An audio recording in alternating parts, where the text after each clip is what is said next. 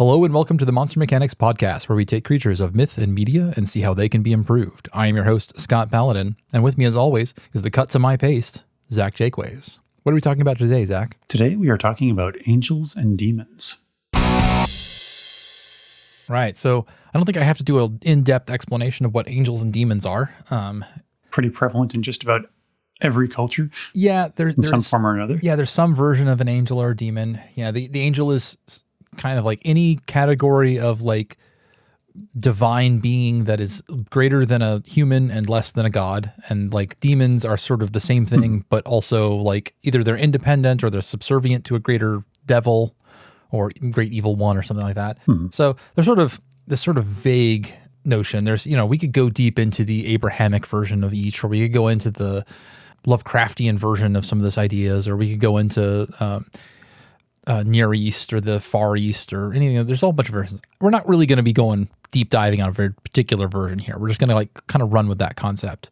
Because like famously there's also like the angels and demons of like D&D, which are like not necessarily set to one god or one hell or one heaven even. They're just kind of this huge broad category.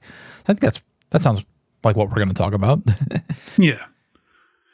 So I think like at the core of it, like the big thing there is like they always seem to be these two forces are sort of a counterbalance to each other. Yes.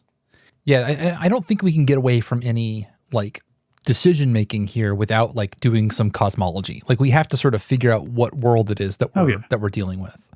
And one thing that I like in some versions of when you see angels and demons is that like they were cut from the same cloth originally, but have diverged greatly since then. So like I love the idea that these things have a common origin somewhere. I also, could we make a version of this that's not necessarily hierarchical? Like, could we make angels and demons without gods? Do you think? Yeah, I think so.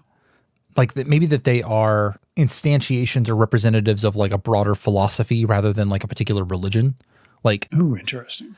D&D has like chaos versus order, but I'm not sure that's necessarily the direction I would want to go to. Maybe it could be. Well, already I'm liking the idea of like a philosophy or a belief system, like giving birth to these powerful entities. Yes. That sort of become an avatar for an idea. Yeah. So we're looking at a world where like ideas literally have power, that like philosophies are their own like force in the world, which is pretty cool. So like on the one hand, there is the temptation to make a dichotomy that is both sides are kind of equal, but like the real enemy is extremism. You could say something like collectivism versus individualism, where like, either version of it in its most extreme is actually kind of awful, and that what you need is the moderation between the two. Or we could go for something where it really is like pretty clear cut which side is the good side. Like, I don't know, empathy versus sadism or something, where it's like really clear cut, like which side is representing the side that if you were a moral person, you would want to be on. Which way do you think we want to go on it with this time? Personally, I always feel like going with like a moral ambiguity always lends itself to a better story, better interactions. That's cool. I'm totally for moral relativism as a topic to explore. So let's do that. So I think that maybe collectivism versus individualism makes a kind of sense. Okay, yeah. Where like let's call them the angels in this situation. The angels are for a society where everybody puts the needs of others ahead of themselves, and the demons represent the philosophy that you should always be looking out for yourself over the needs of others. Okay. And that humans naturally fall upon the spectrum. Yeah, I think that's cool. Yeah, so I think it'd be really easy if you are a collectivist, somebody who values society over the individual, to frame the individualist as a demon. Like that seems like a really easy propaganda move to make. And I feel like on the flip side of it, like if you're an individualist leaning person, like you're able to look at like a collectivist society and be like, well, sure. I mean, it's for the good of everybody, but at the expense of the individual. Yes. And therefore not a good thing. Right. Okay. So these are the opposing philosophies of the sort of world we're creating. is there a way, like, do these philosophies sort of spring forth the demons and angels whole cloth, or maybe are these like proto angels, proto demons, the things that become them, like, do they exist and then choose their side? How do you think that rolls? I feel like there's I feel like there's like almost like an ascension of like an individual that like, ooh, okay, embodies this, like these particular virtues, maybe. Okay, so we're starting with humans and then going from there to angels and demons. That's totally cool. Yeah, let's imagine that world. So like, okay, in that case, what differentiates them from just a human? Like, are they more powerful? Do they have biological differences? Are we going to go Old Testament angels where they're made of wheels and wings? Maybe it's like sort of a like as like the idea of like this this philosophy or whatever like becomes more widespread or whatever, like that sort of has like a metaphysical presence that sort of gravitates towards the person that most embodies that particular mindset. Okay. So like, does that change them physically? Do we have to wait for them to die? Do they like ascend while still living, or is it like a posthumous thing or something like that? Or yeah, I feel like it's something that would happen like while they're still alive. Okay. Like, and I feel like that sort of thing would also like sort of further the notion of the philosophy itself. Like if this person like truly lives these principles or whatever, like you have the potential to become something greater as a result of it. Yeah, and I mean that'd be a very direct evidence of like what kind of person you are in this world. If like your physical body starts to change as you become a greater paragon of the philosophy that you're espousing. Mm-hmm. Yeah, so you can imagine, at least in this world, that like angels would probably like if they're embodying sort of collectivism, they'd probably have like a rank and file. Like this is maybe where to borrow from the Abrahamic ideals of like you have like orders and choirs and like this structure built in, because as people ascend into angeldom, you like get placed in a like, because they are collectivists, they're like, okay, well, your place within our angelic choir is here, and you are going to become this kind, and they all have the same form. And maybe even after a while, you stop being able to differentiate one from the other. Like they lose not just their like human form, but like their differentiation from one to the next. They lose their name, they lose their face even. That could be kind of cool. Oh yeah, that is a cool idea. Whereas like on the flip side of it, when you have like the individualism, like each one of these demons is highly unique or just like exaggerated features. Yeah. No two demons, all angels look alike and no two demons are similar. That's really cool. Yeah, that's a cool idea. How do these creatures interact with the humans then? Is it a matter of like the angels, because they used to be humans, are like they still deeply integrated with human society, or do they live separate from it? Or yeah, I'm kind of thinking like for the most part like that these are still like heavily integrated into the culture and society of these people. Like once they ascend or whatever, like they're still there. They're still just doing what they used to do before, but more of it. Yes. Yeah, that makes sense. Like, or in a greater capacity. Yeah. And so you could see that like every town, instead of having a mayor, may have like a lower order angel there to like tell them what to do, and like a combination of priest and mayor, like the one who like leads their religious services and like espouses and teaches them philosophy and all this stuff and shows them how to live their lives, and then also is the one who like decides the laws and stuff. And so you have like this local representative of your philosophy, religion, government all rolled up into one.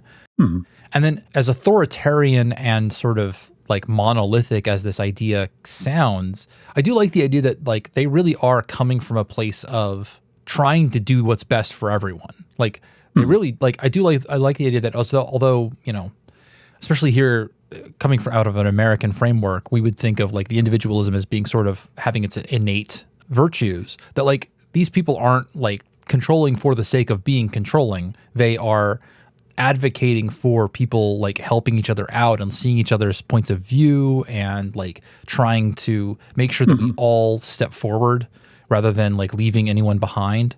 So like what they're doing is like they're coming from, at least in a lot of the time, from places that like are virtuous and admirable, but like in doing so, they are also encouraging people to abandon like the important, beautiful differences about themselves, to like, you could see them doing things like saying like, oh God, I don't want to throw a real life prejudice in there. Let's say that they're like, one of the things is like, they're like, maybe this society has some taboos about how you wear your hair. Like they're like, okay, all long hair it's not that it's like evil. It's just that like it's frivolous and it's a problem and it like causes trouble for people. And like, we're all used to seeing people with short hair, and therefore expressing your individuality by growing your hair out is seen as maybe a low grade vice. It's like, this is the kind of thing, it's like somebody who drinks a little too much. Like it's not a venal sin. It's not a sin that's going to like cause you to become damned, but like everybody looks down on it a bit. And so everybody's sort of policing each other's appearance on something that was just kind of like, we would all view that as very harmless, but for them, it's kind of a deal, It's like seeing somebody who is, you see somebody with long hair and they're seeing that as like a personal indulgence that like, oh yeah, they're definitely, calling themselves out as something other than the rest of us. And like, it's distracting and we don't like it. And like, so like, to become an angel in this society, you'd have to do things like you have to toe the line on things like that and cut your hair short or shave it all off or something like that. Yeah, I think that's kind of an interesting idea. Like, and even that goes back to like with every angel looking basically the same at the end of it. Like that was a process that got started long before they became this angel. Yeah, exactly. Yeah, I actually really do like the idea that you can tell one rank of angel from the next, but you can't tell other than that, you don't know which one's which. Like all of the lowest rank ones look like, in my head, I'm thinking they look like marble statues with no faces. Like it's just like a human body made of marble with like a blank, featureless face and like a bald head. Above that, maybe they get less and less even human above that, because I'm a sucker for fiery wheels covered in eyes. Yeah, and because like maybe they've got like some really important understanding of why they, like what's the utility of having your top tier angels be like extra dimensional fractal designs of wheels and eyes, and it's like that answer is kind of obtuse to us, but it's useful for them. They figured out why they want to do that. Yeah, I kind of love that. Yeah, in fact, maybe if you really can't tell one angel from the next, like I was talking about how every town has its local angel, which is like a priest and a mayor, but like they have no way of knowing if it was the same one day to day. Like they might get changed out additionally. And so everyone really might sort of be taught to treat all of the lowest rank as the same individual. Like you just expect them to know the things that you've told the other ones, and like they just roll with it and like pretend like they are all the same. So it's kind of like people aren't maybe not even sure if like maybe the higher ranks of angels have a hive mind, but nobody from like the outside looking in really knows that one way or the other, So what happens, like a big theme with angels is fallen angels. Yes. And I'm wondering like what that looks like. I think in this particular sense. I think before we get to fallen angels, I think we need to talk about the demons who, all right, to me, the way that we're dealing here, I think they're going to be super punk rock, right? Like the heavy individualism angle and like the sort of the man to hell with your authority. Oh yeah, absolutely. Yeah. How they interact with the world is they're sort of the outcasts, the rebellion, right? Like they're the ones fighting against the power structure, because at the moment, at least with the humans, they are definitely out of power. They're the ones who are not well integrated with the humans of the society. And yeah, definitely they're going to be emphasizing individuality, and people might even view that as just an extension. Like this is all one giant spectrum, like they're not inherently different than us in that way. I also like the idea that like maybe this philosophy like was the one originally in power at some point and then was overthrown.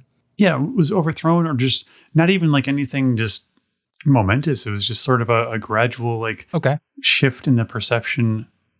But because of that, like all the great individualistic things, like all the great music, all the great art was from a prior age, basically. Yeah. And now the world is a little bit more austere. Yeah, because like it's hard expressing creativity is kind of an inherently individualistic thing. Like it's so hard to create art that doesn't express something about yourself. Yes. And so making, maybe there still are great painters and music composers active in the collectivist society, but like their ability to create is limited, is kind of hamstrung by the fact that they have to toe the line, and they have to be really, really careful not to say anything that's to themselves and is really only about, truths. And that because of that, they're leaving so much on the table that they never really get to match up to.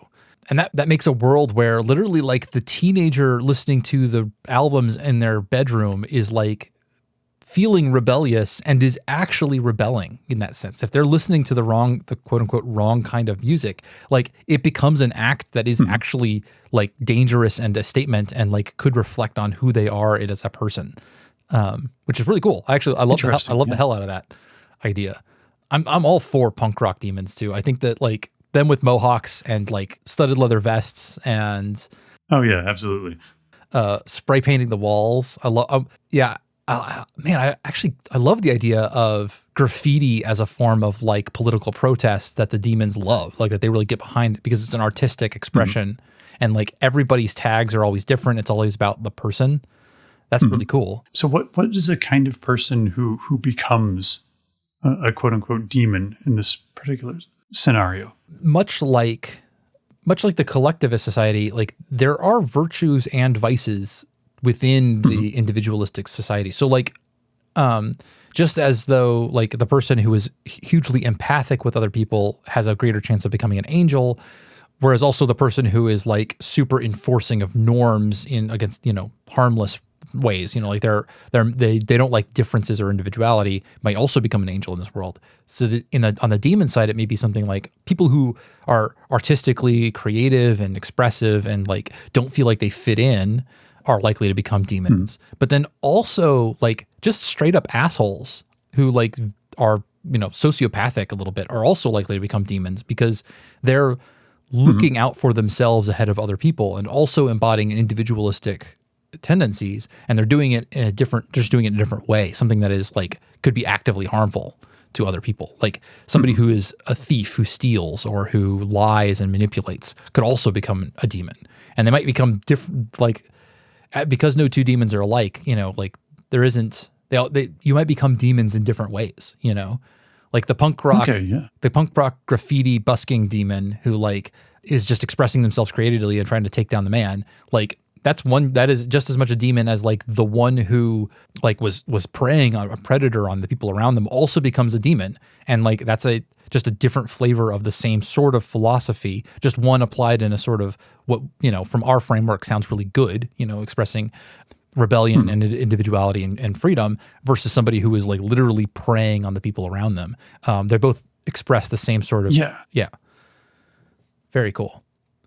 So in this world, is there really anything different between like, is there like a strong demarcation between human, angel, and demon and devil and like, or is it just one huge spectrum? Like, is everybody a little bit of some?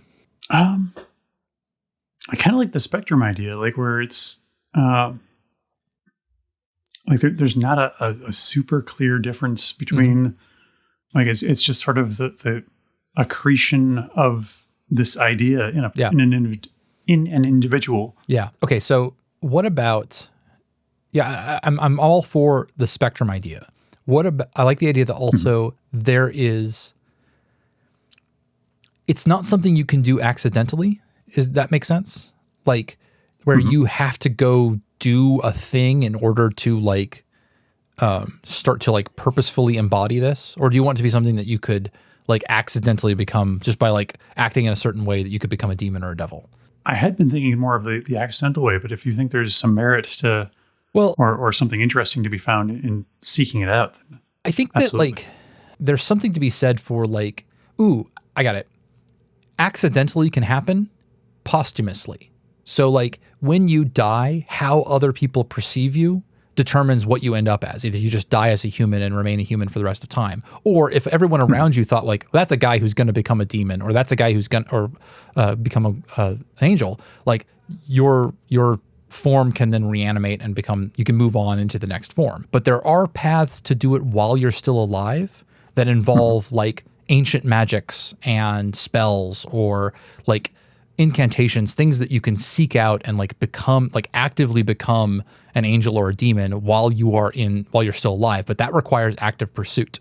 So I kind of want to touch on another idea that Sure. to kind of further expand this. Like we talked about like accidentally happens after something's death. And I feel like if at the time of your death, like it's the perception of the person you are like at that time by the people around you. So if maybe this is a world where people don't age and die normally. Like, so at some point, say you've got like this heavily individualist person, like say a serial killer or something, someone who just fully embodies that in the worst way. Yeah. People don't actually want to put this guy to death because they're afraid he will become, what will they unlock? Become this demon entity. And so they're like, well, let's just seal him away somewhere until he's been forgotten from, modern memory. Yeah. So that he just no longer has the possibility of becoming that demon. His deeds aren't remembered. Yeah, that's really interesting. I like that. Whereas also that makes a political machinations available to the people who have power. So like, for example, you are still human, you haven't died yet, but you're, one of the mortal administrators, or somebody, you're somebody with political power, or somebody with a lot of money or something like that. And you want to become an angel after you die. So you like propagandize to the people around you so that like you can pay to change your image so that you publicly, despite what you might actually do, but everybody thinks of what you will become. And then when you die, you find like you come back as what everybody thought you were.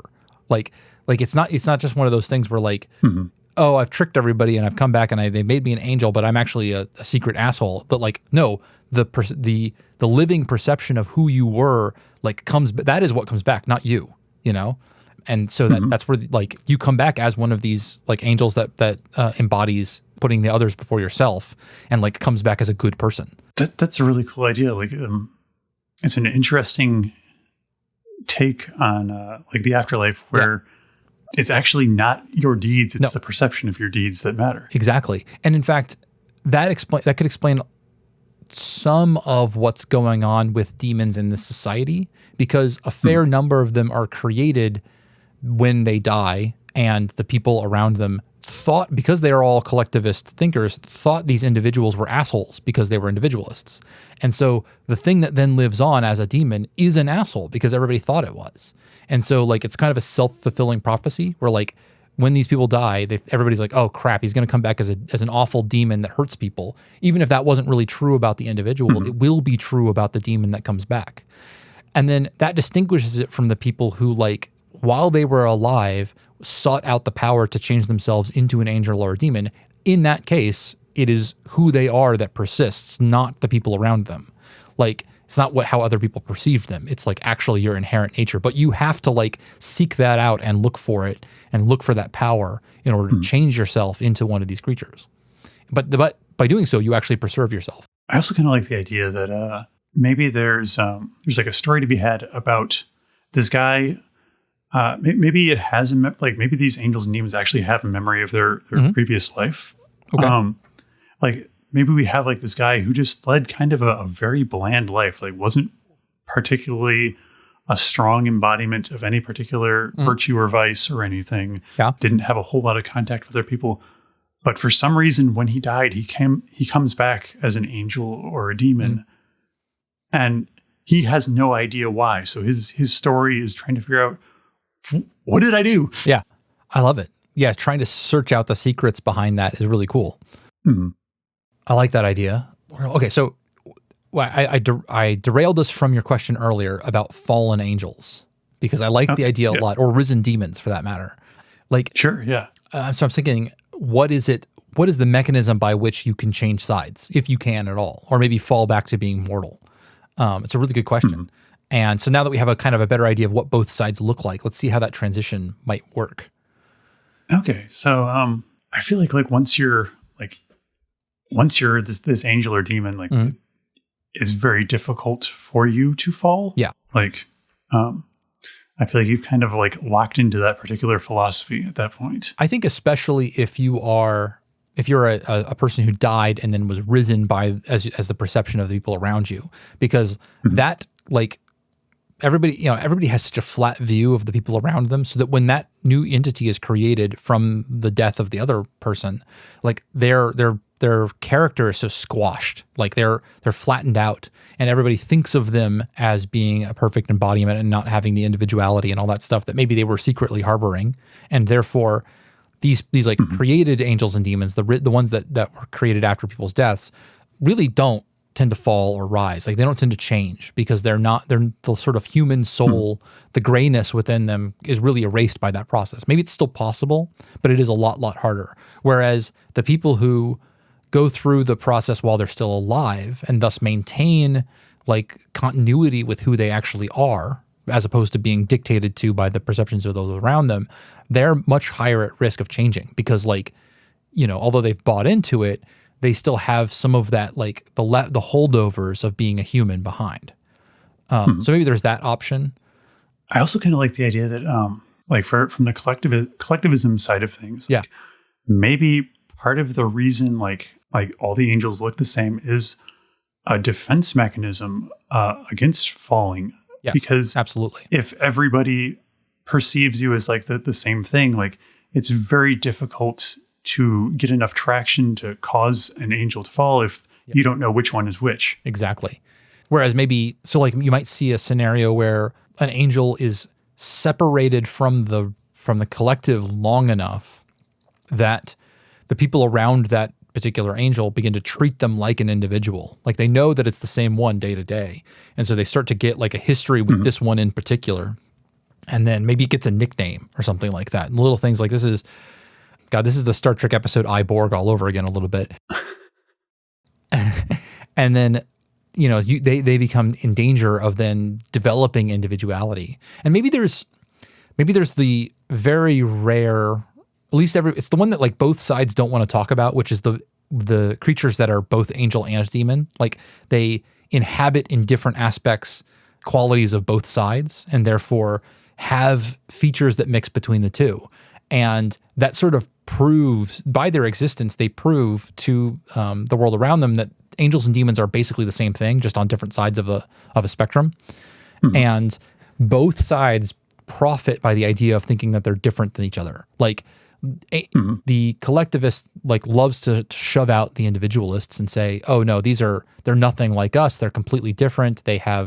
We are not like them at all. They are abhorrent.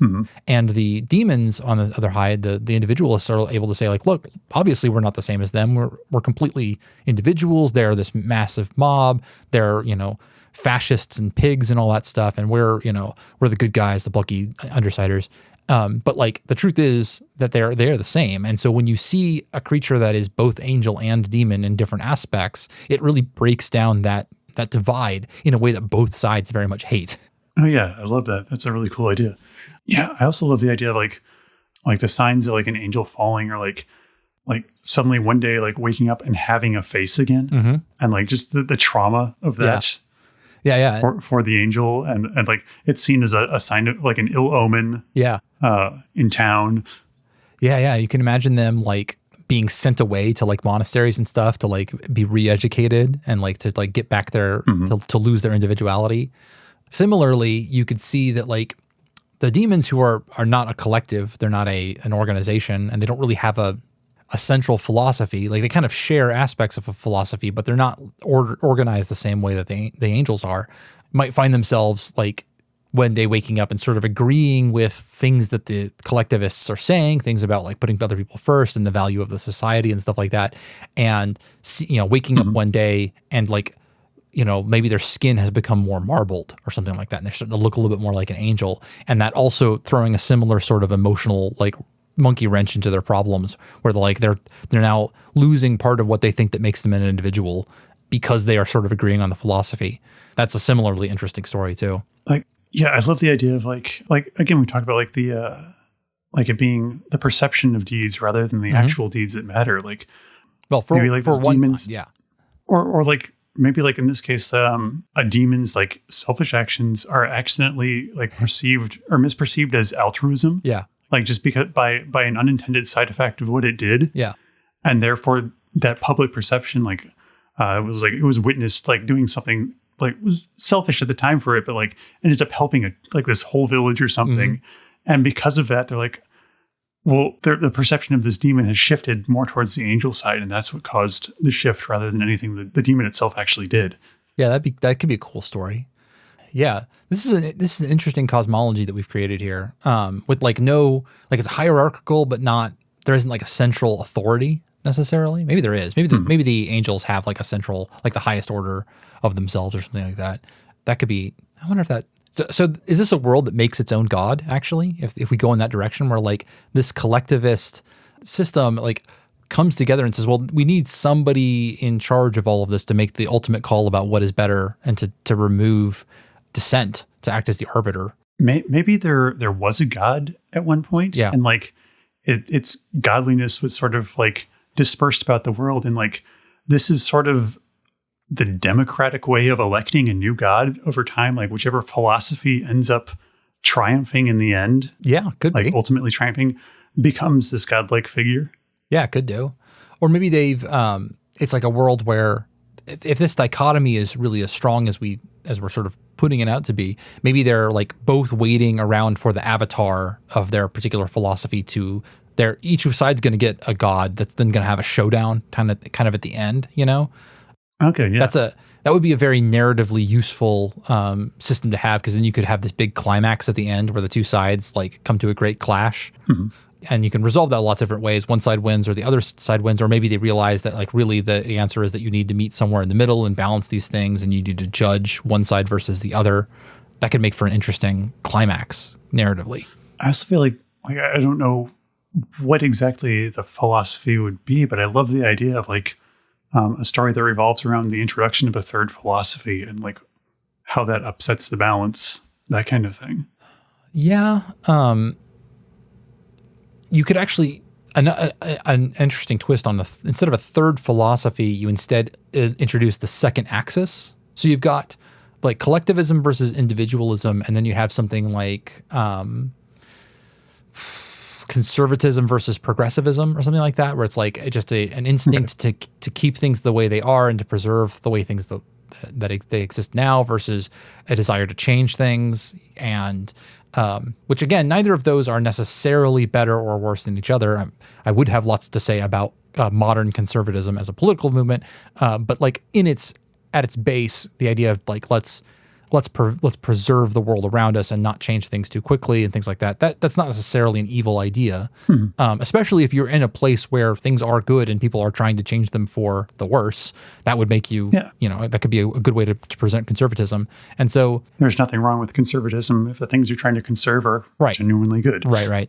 And so that you have this like stability versus change argument happening, and like so that you might end up with two whole orders of additional demons, or demons and angels, and like each corner of this square thinks that all three other corners are demons, and everybody thinks of themselves as the one good guys, and it becomes a whole big mishmash mix-up thing where like each, like you could also find yourself like if you're an angel, you're a collectivist, but you're also a progressive, and therefore are now at odds with another philosophy, with the same people who used to be your brethren, because they're also collectivists, but they happen to be highly conservative.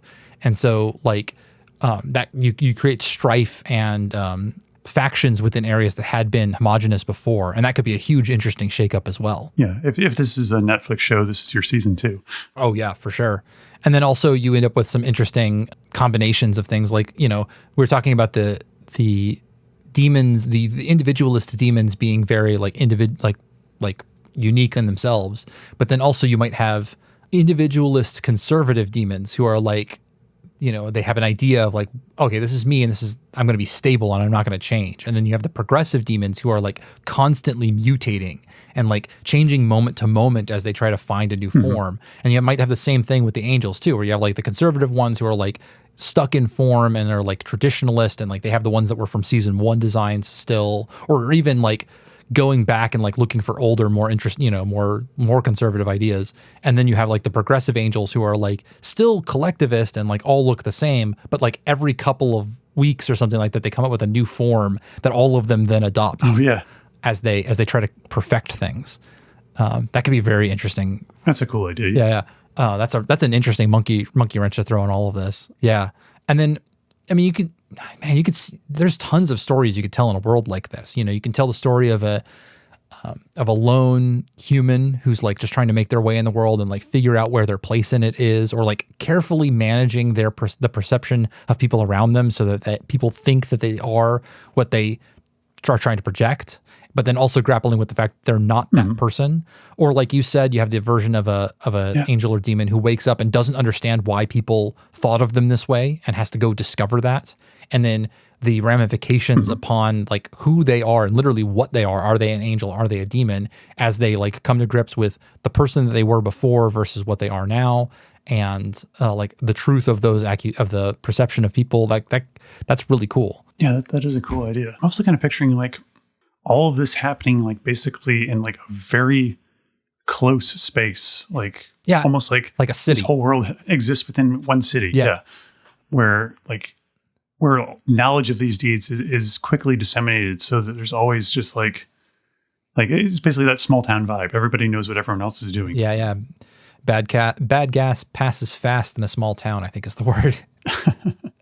Yeah. I love the idea of all of this taking place in just like one little city state, surrounded by just nothingness, or that's shaped in such a way that there are no like it's a torus or something, where like it's all on the inside of a shape, so that you can't walk away from it. It's just a small little area that everybody else is trapped in. That could be very cool. In fact, season 3 of this Netflix show, like that's when that area opens up to the outside world, and like the portal opens, and it turns out that this was all happening inside of the body of a dying god or something like that. And then like now that gets connected with the outside world or whatever, and then we have to interact with a whole bunch of new people, and like that could be really cool. Yeah. But yeah, I think closing off making it small and because we're all talking about series of perceptions and stuff. Man, that our fake Netflix show that we're talking about is also going to have a badass soundtrack too, because you're going to have both like punk rock and then like sweet angelic choirs and stuff, and then probably like remixes and things. For some reason, I'm thinking actually the collectivist group is both like angelic choirs, but also like heavy metal, like melodic metal. Oh yeah. Yeah. Versus like, cause the thing about metal artists and like prog rock artists and stuff is that they're actually like super rigid. Like there's all these formulas, and like they're very they define the genre very stringently in a lot of ways. Like there isn't a lot of like experiment. I'm not gonna say there's not a lot of experimentation, but like they have a thing that they work for, and like it works in a particular way, and like they don't tend to remix as much, at least in my perception. I'm sure that metalheads will tell me I'm completely wrong. Whereas versus like, because I actually think of like punk rock and metal as not having all that much in common on a lot of ways, because like one is